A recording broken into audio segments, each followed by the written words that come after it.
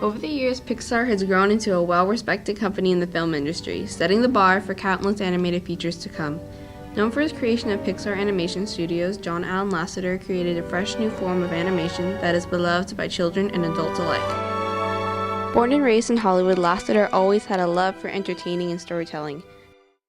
As a young teen, he discovered a book about the art of Walt Disney's Sleeping Beauty and immediately fell in love with the animation. I wonder why each little bird has a someone to sing to.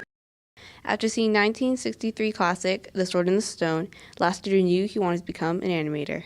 Once graduated from high school, he decided to attend Pepperdine University, but left to pursue animation at the California Institute of the Arts. There, Lasseter was taught by some veteran animators from Disney. His classmates included Brad Bird, John Musker, Henry Selick, and Tim Burton. During his time at the Institute, Lasseter created multiple shorts, including Lady and the Lamp in 1979.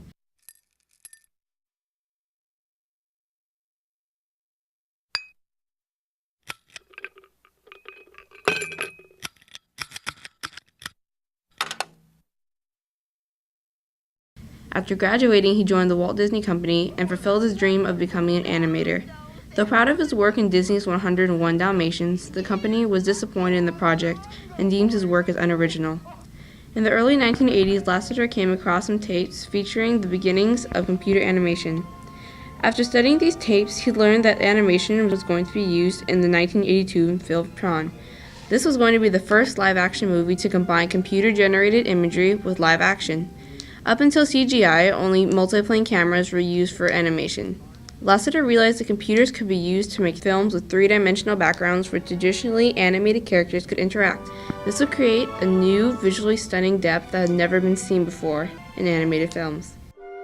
Lasseter then introduced the idea of CGI animation to his fellow animator Glenn Keane. They both liked the idea and began to develop the program. While Lasseter dedicated his time to the new animation, Keane had to quit the project as he was busy working on Disney's The Great Mouse Detective.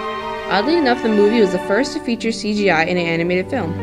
The Disney companies continued to see the development of the new animation as a waste of time and money, and consequently fired Lasseter.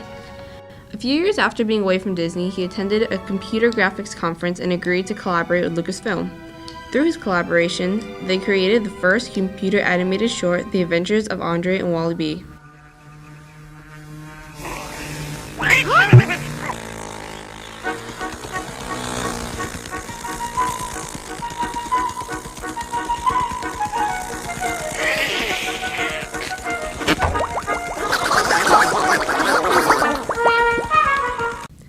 After George Lucas had to sell the company, Apple's co-founder Steve Jobs acquired it in 1986, and it became the company that we know today as Pixar. Crank on these drawings for 3 hours by one of the fastest computers in the world, which is why the drawings are three-dimensional. But the animators act. I've watched John and his team work, and they are the heart and soul of the characters. They do all the acting, not the computers. From the beginning, Lasseter was in charge of overseeing all productions as executive producer. During his time as Pixar, Lasseter has personally directed Toy Story 1 and 2, A Bug's Life, and both Cars movies. As a fan of Japanese animation, Lasseter helped bring Hayao Miyazaki's film to the States. The movies became instant hits and did well in the domestic and international box office. Since Pixar was created, the studio has been nominated for 27 Academy Awards and has won 7 for Best Animated Feature. Lasseter is currently a director, animator, chief executive officer at Disney and Pixar, and principal creative advisor for Walt Disney Imagineering. Lasseter not only revolutionized animation, he also showed the world that anyone can succeed through passion and dedication. For over 25 years, Pixar has continued to impress its audiences through stunning visuals and heartfelt stories that will last a lifetime.